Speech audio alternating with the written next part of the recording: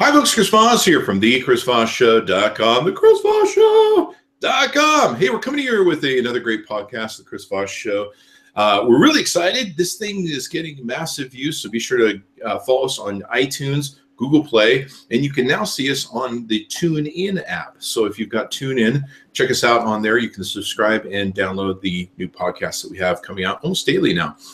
So give us a like, subscribe to us on YouTube, hit that bell notification button, go to patreon.com/Chris Voss, support the show there.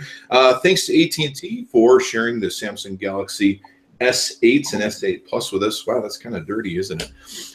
It was clean when they sent it to me. So thanks to them for sharing the phones with us so we can TriCast this across Facebook Live and also Periscope. You can follow us over there as well. So I want to welcome to the show Kevin Lee from Sift Science, and he is over there, got an extraordinary title, Trust and Safety Architect at Sift Science. Welcome to the show, Kevin. Thank you. Good to be here. Thanks for coming, babe. And tell us about Sift Science. SiftScience.com is you guys' website. What do you guys do over there? Sure. So we essentially are a machine learning company, and we essentially build out risk and fraud tools for the partners and the companies that we work with to build trust between those companies and their end users / consumers. So give us some more detail on what that really means and how you guys use your tools to build trust, or what tools you have to build trust. Sure. So for example, companies like Airbnb or Twitter or LinkedIn will use our technology to keep their platforms safe against various types of abuse and fraud that they see on their platforms. So for example, you can imagine Airbnb, they have millions of people booking rooms on their website each day. They use us to prevent various types of payment fraud on their platform. And so 99% of the folks using their platform are doing the right thing and using the platform appropriately, but really there's that sub 1% of the population that are exploiting either Airbnb or people's credit cards and trying to kind of get away with some stuff that they don't have the right to. And they use Sift Science to combat that type of abusive behavior. So I'm looking at your website right now at SiftScience.com. You guys help companies protect against payment fraud, reduce chargebacks, and block fraudulent orders automatically, account takeovers, stop illegal account access, malicious activity on trusted user accounts, content abuse from bad actors posting malicious or low quality content. Boy, we could use that on Facebook or Twitter. Account abuse keeps trolls out of your community and remove conversion roadblocks like CAPTCHA. I hate CAPTCHA, so that's good. Promo abuse, stop fraudsters from gaming your marketing programs and coupon codes. Boy, have I seen that happen to vendors, where they give you out a coupon code and it gets circulated. Yeah, it'll probably end up on like Slick Deals or something, and you have like $10 off 10, and off you go, and your marketing budget basically gets blown out. Oh yeah, I had a company that I really like. We reviewed the products. I think their CEO's been on the show, and they put out kind of a specialty coupon code that was only meant for some of their best customers. And yeah, like you say, that got posted to some giant site, and suddenly they were giving away like some free stuff, hoping that you would upsell. And wow, that just backfired immensely on them. So so you guys do that. So is it mostly protecting against, say, like hackers or evildoers on the internet, or is it give us an idea that way? Sure. So from just a evolutionary perspective, when the company was founded back in 2011, predominantly we dealt with payment fraud. So and the most common use case would be, let's say you own an e-commerce store, you're selling computer equipment, and I'm a fraudster, I'm a criminal. In this use case, and so I basically acquire thousands of stolen credit cards. I then go to your website, purchase a whole bunch of this equipment with fake accounts and things, and then 30 days later or 45 days later, your company gets essentially a bill or dispute from the real credit card holder saying, hey, I never ordered a $1,000 monitor from Chris's computer store, and I'm going to issue a dispute and charge all this back. And so the really sucky thing for you as a merchant is that you think you're getting a great sale, you're shipping out those products, and 30 days later, you find out that whoops, this was a stolen credit card, you're responsible for that $1,000. You probably already shipped the product, so the fraudster / criminal, I'm not going to send that computer monitor back to you. I probably just resold it on Craigslist or eBay already for maybe a discount. And then you're just kind of left with a really bad taste in your mouth, and you're essentially pretty wary of every other new transaction coming to you that you think is going to possibly was a good deal before, but now it might not be. You know who you need to use you guys' service? eBay. They have so many fraudulent, scammy buyers on there. It's like just a cesspool over there of crap. Yeah, there's a lot of marketplaces that use us specifically for that purpose. With marketplaces, they're tough because you can have shady buyers, and so someone coming to you with a stolen credit card. Also, you could have shady merchants. So if I'm a fraudster in this case, and I'm selling stolen Gucci handbags or fake Rolexes, you can think of other marketplaces out there that sell even higher end merchandise. And you as a legitimate buyer that's looking for that high end bag, think that you're getting a good deal, and you end up just getting, let's say, 5 pounds of birdseed in your mailbox, and and you're out $2,000. Wow. So you guys protect both buyers and sellers, basically. Yeah, we really are just about building trust between both parties and essentially across the internet, where originally, like I said, we're really focused on payment fraud, but really as the internet has evolved into things that are much more than just commerce-driven things. So you can think of communities like Facebook or Twitter or Pinterest, where there's not necessarily a financial component associated with it, but then when you're talking about things like account takeover or spam or bullying, trolling, all that type of behavior, all that stuff, if you're the victim of it, is going to make you less inclined to work on that side of the business. And so, or do business with that type of customer or company. So, I mean, personally speaking, I used to work at Facebook, for example, and I managed the global spam ops team. And so we're responsible for all this type of bad activity that potentially could happen on the platform, whether it's malware, account takeover, phishing attacks, all these types of abuse that could happen, and kind of protecting, of course, the users on the platform, but also Facebook as a company. Yeah, we need more of that. In fact, blocking trolls on YouTube would be a great place for your company to be as well. Are you the victim of some of this stuff? Just a little bit, just like a little bit. The other thing that I've seen on YouTube lately, and I'll just use this as an example, even though you guys probably don't work with YouTube, but a place where your products would work, is I'm starting to see on YouTube competing companies like basically trash or troll other companies' products.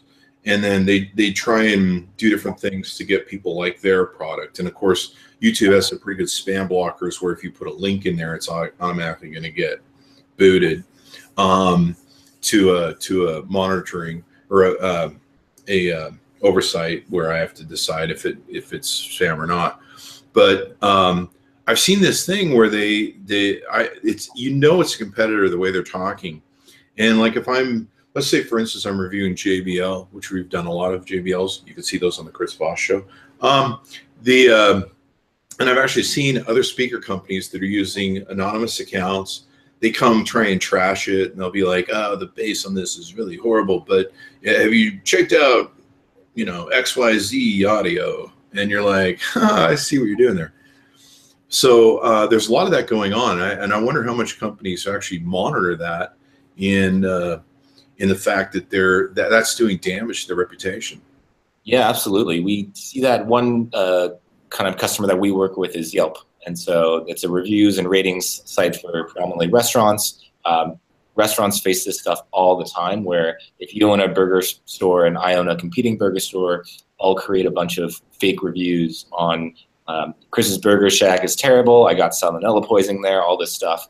And essentially we help companies like Yelp build out monitoring to track these, either one coming from fake accounts. So if I'm your competitor, I'm creating Kevin's fake account 1 through N and just inundating your page with a bunch of fake reviews, bad-mouthing you essentially.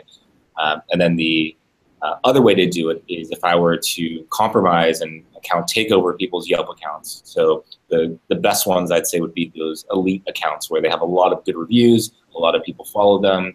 If I steal and take over one of those elite Yelp accounts and then start posting bad things about your burger store, that's going to essentially stick much higher, and more people are going to see it. So people actually do that. They target those elite reviewers that have the high rankings and all that stuff. Yeah. It's essentially more profitable from a ROI standpoint. So as a fraudster, I can create thousands of fake accounts and then post things. But if the company or the business I'm trying to exploit monitors for that activity and does a pretty good job just kind of throwing those to the side, then I have to up my game in order to continue to make money. The next best thing is really compromising people's legitimate accounts and then posing as this VIP kind of customer to get through the doors. Mm-hmm.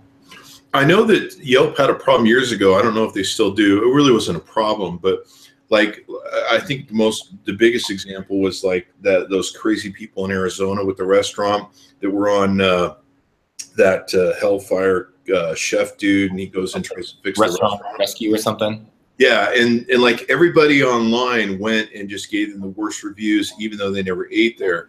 And I always thought that was kind of unfair, because if you're a normal consumer, you know, they might have really good food, or somebody might have really good food. I don't know if you guys help contain that sort of mess when it happens.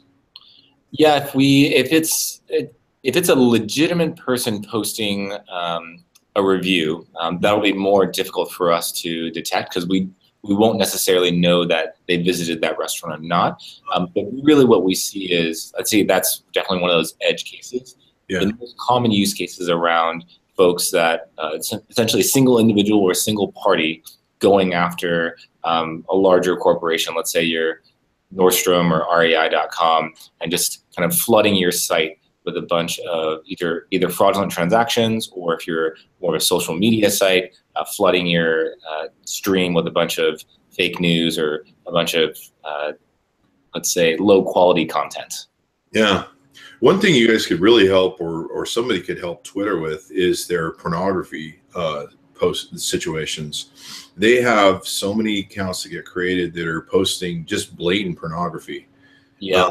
And there's no question what you're looking at. It's not discreet in any way, shape, or form.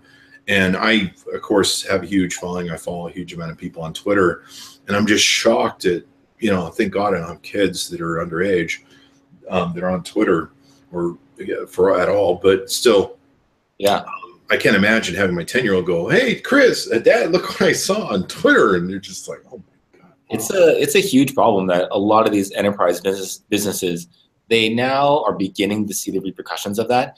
Yeah. One thing you mentioned earlier is around how to monitor for that behavior. Mm-hmm. More and more the kind of clients that I work with and consult with, they're beginning to get a better understanding of how to deal with this type of behavior. Before, if you're just talking about a $100 transaction, you get ripped off, it's going to cost you $100, maybe some fines and some fees and your time, of course. But it's a little bit more tangible in terms of that cost.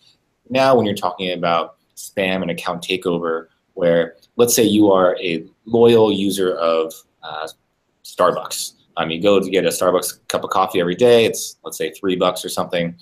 If your Starbucks app gets taken over and suddenly someone buys, I don't know, starts buying, Starbucks sells some pretty high-end espresso machines for like $300 or $400. If they start purchasing those types of devices or machines via your app and your account, the probability that you would want to continue to engage with Starbucks is essentially diminished. Yeah. And therefore, if they track things like lifetime value of their customers, which they absolutely do, you might spend, I don't know, $10,000 per account. That might be the value of your account to Starbucks. That's just a Wednesday for me. Yeah, exactly. And so if that nefarious behavior were to happen, and you now take your business to Pete's Coffee or some other competitor, that hurts the balance sheet. And certainly as a publicly traded company, they're going to monitor for it. And just as any kind of good company that's well run, they certainly look at things like lifetime value. Yeah, and $10,000 is a lot of money. I mean, for me at Starbucks, that buys a venti, iced coffee, a muffin, and that little cinnamon loaf, whatever it's called. But, yeah, they're delicious. I would spend like 20 grand there for sure. Do you? All right. Well, yeah, maybe you got more points than I do. That's for sure. So what brands have to realize, though, is reputation is a huge thing. And when people are exposed to some of these abuses, it drives them away from the product and hurts their reputation overall, even though they may not even be aware of it. Yeah, I'd say the cleanest example that I've heard lately was Yahoo. So this is like hot off the press yesterday. Not this, where originally they said about 1 billion accounts, just 1 billion, were compromised and kind of put out there on the internet. Yeah, I read a check for that all the time at Starbucks, actually, on Wednesday. And just yesterday they released some additional news saying, oh, just kidding. 3 billion accounts were compromised. So essentially their entire stack was compromised. And at the time, this is probably 10 months ago perhaps, Verizon was in talks with Yahoo to purchase them. They ended up buying them. The original purchase price was around 4.8 billion. Yeah. And then during that time, the whole data breach stuff got out. And that forced Yahoo back to the negotiating table in a weaker position, essentially. And they ended up selling for $350 million cheaper. Because Verizon originally wanted $1 billion off. Yeah, but they settled on just 350 discount. So now they're like, hey, Verizon, we got that check cleared. And by the way, it was all the accounts. Yeah, so it's probably buyer beware at that point. They probably passed some grace period and they're left with the bag. Well, you guys probably have a lot of work that you guys can do with this Equifax breach. I mean, am I right? I mean, they've got access to a lot of people's accounts and information. Yeah, it's pretty horrendous. I think the number is about 144, 145 million accounts now, or people that have had their data breached. Wow. And, I mean, the way I see it personally is my information has already been compromised in one way, shape, or form. Yeah, just the latest in a long string of things. So if you look at Yahoo, Dropbox, TJ Maxx, Target, Home Depot, all of these companies have had some data breach in some way, shape, or form. And because so much of my identity is online now, I think most of us are in this boat where the way we interact with people, it's not just via Facebook or in person, via Instagram. Everyone seems to have an app now where they're trying to push you to buy things or convert to like different things here and there. And so really so much of our identities have shifted online. And as a result of that, with all these kind of data fractures and breaches that have happened, you could probably put a pretty good picture together of what my true identity looks like. And so as a result, I'd say our data has been compromised already, or my data certainly has. And so it really comes down to, we have to essentially up our game from a prevention and mitigation standpoint to stop this bad behavior from happening. Cool. So yeah, you guys got a lot of work cut out for you for some of these recent data breaches. They're just insane. Fortunately, anyone who used Yahoo is probably passed away from old age by now, because wasn't that popular in like the 1800s or something? No, I'm just kidding. I still use it for fantasy sports. They're still kicking somewhere. They're huge in Japan still. But yeah, I had a friend who's actually a senior citizen. He wrote me the other day. He goes, "Hey, have you read Yahoo News?" And I'm like, "What?" But that's another story, I guess. So give us like is there a success story maybe you can share with me, or that might be, confidential knowledge, but anything, maybe a success story you can share where you guys have really bailed somebody out, or is it pretty much just keeping the plates going and everything else? Sure. I'd say the most common use case we see is specifically around stolen credit cards or banking credentials. And the reason why a lot of folks and companies contact us is they didn't necessarily know what a chargeback was, or kind of know the risks of online kind of purchasing in marketplaces, where initially when the company was founded, they're just thinking about growth. They just want to get as many buyers and sellers together in one place at a time and really just grow the business from there. Not knowing that, hey, maybe we should build some safety checks here and there to prevent kind of this bad or malicious behavior that may come to our site. And so I won't use their name publicly, but we had a marketplace use us where they essentially got burned. They gave us a call. They said, hey, we're having a real problem with this financial loss where if we don't get it under control, Visa and the card networks are going to shut us down. They're not going to let us process with them anymore. That's essentially like a death sentence for an e-commerce business. If you're not allowed to take credit card, yeah, you can go PayPal, you can go Bitcoin, you can go a few other alternative forms of payment. But at least in the US, not a very good business model if you can't take credit card online. It would be interesting if you guys could figure out a way to do stuff with Bitcoin, but I guess that's kind of defeats the purpose of Bitcoin, maybe. I don't know. I don't know if you guys looked at that. That one we've taken a little bit of a look at. They are more secure in the sense that they are, it is a kind of a one-time, somewhat anonymized transaction. They've done pretty good on the security front. But if your Bitcoin has been compromised or your kind of virtual currency has been compromised, you're kind of SOL. But that's like a whole nother can of worms. I know that there's a company, I think Fred Wilson's a big investor in it, and it's establishing people who do want to have an online identity using Bitcoin and be validated. And I think I think it's called OneCoin or something like that. But they're trying to fill that niche where if people want to use Bitcoin and be identified, and I think they use the Bitcoin somehow as an identifier to me as well. But kind of an interesting concept with that way. So what's like give us a is there a worst case, is there a bad example you've seen where you guys have had a company that's lost a lot of money, and then like what's a bad case you guys have ever seen where a company really need your guys' services? Sure. I'll give a personal example. So prior to joining Sift Science, I was actually working on the merchant side for over 10 years. So I worked at some pretty big companies that have run payments. One particular fraud scheme that we came across was it was essentially challenge deposit fraud. And so what that means is typically if you sign up for a particular service, something that we would do to verify that your bank account was legitimate is we'd send you a micro deposit of like 50 cents or 30 cents or something like that, just to make sure that you entered in the correct bank account number. If you entered it in incorrectly, you wouldn't want to pay someone else. If you entered it like just a random bank account and we just sent money to a phantom bank account, that also would be bad. And so we really do a verification check to make sure that you are the owner of the account.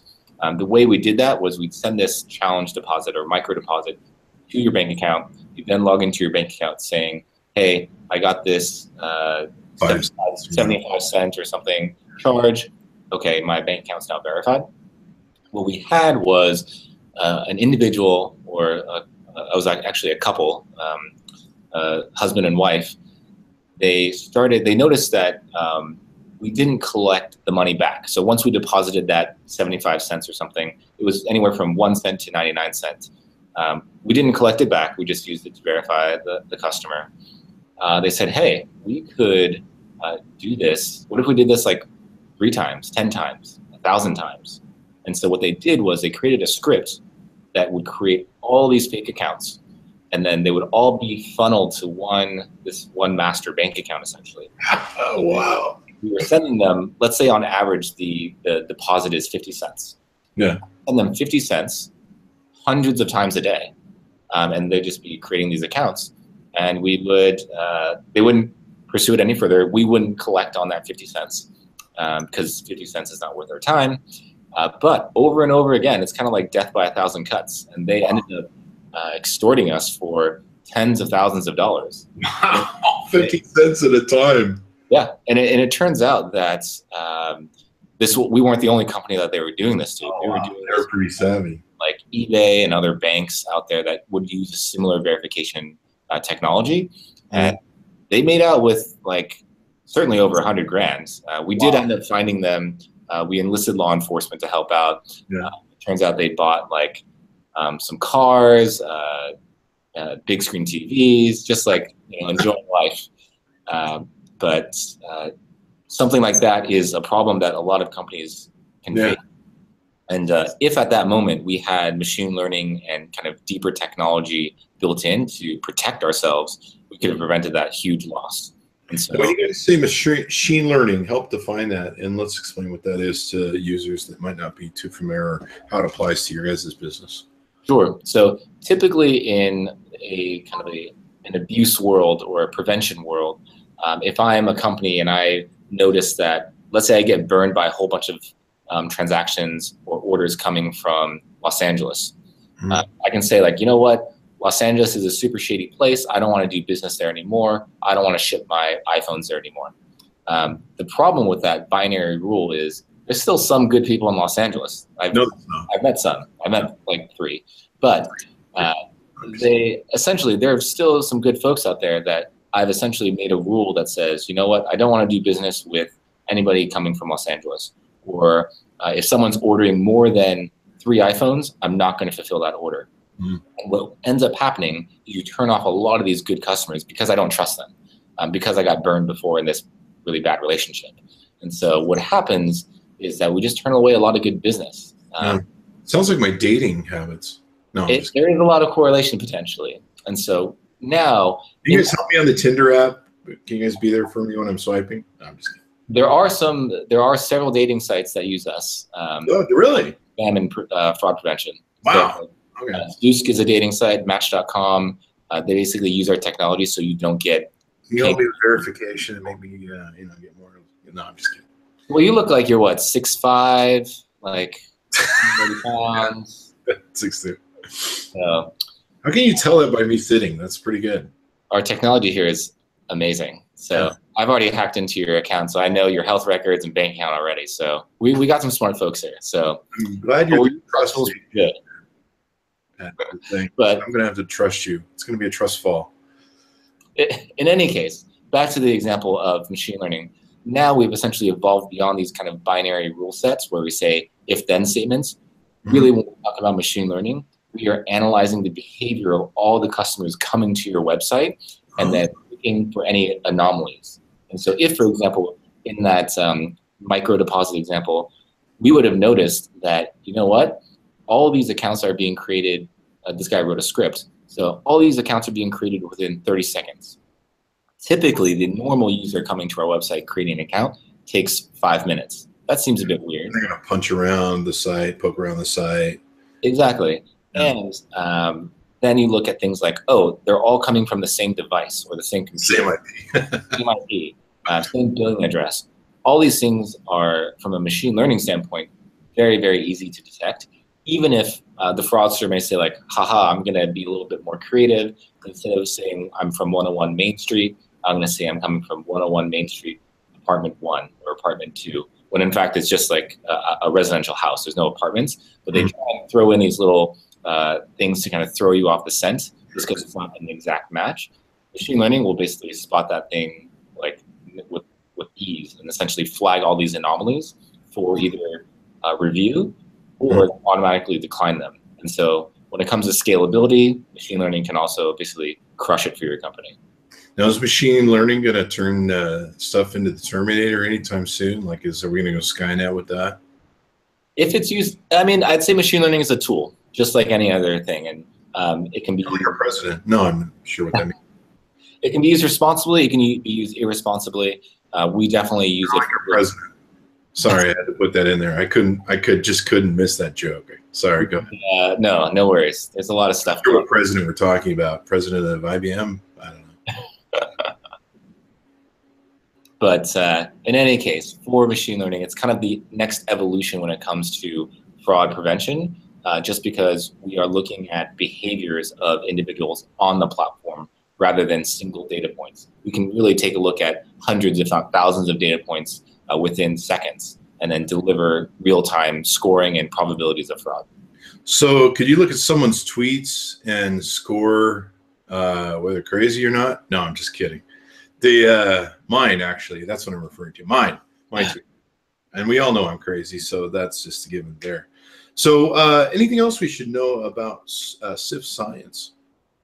I'd say really the reason why we are here, the reason why I'm here is really we want to essentially democratize fraud and risk prevention across the internet and build trust across the board.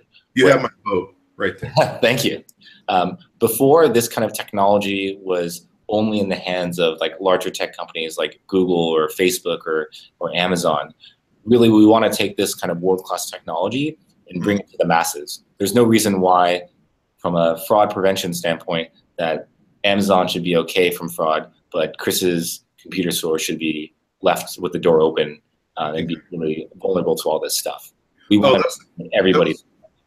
Sorry, that was the one question I was going to ask you. How small of a company, or how big of a company, I guess, when it comes to what size do I need to be to want to do business with you guys, or be able to afford or be effective at doing business? What sort of size companies, maybe number of employees, balance sheet are a good fit for you guys? Sure. We really run the gamut, to be honest. We have Fortune 100 companies that use us, companies that have millions of users on their platform every day. We also have mom and pop shops that are selling digital equipment, or online gaming is another huge area where if there's a lot of volume going through your system, we are definitely able to kind of service those users and those companies. Okay, cool. So you can go all the way from mom and pop to the thing. That was the big thing that I was wondering about, was what the entry level was for it.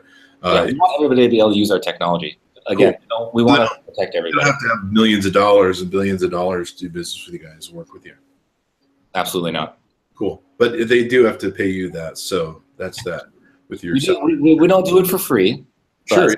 We do it for a discount. It's certainly not. It's certainly cheaper than getting, let's say, your company rung through bad PR or losing thousands of dollars a month due to some guy in LA.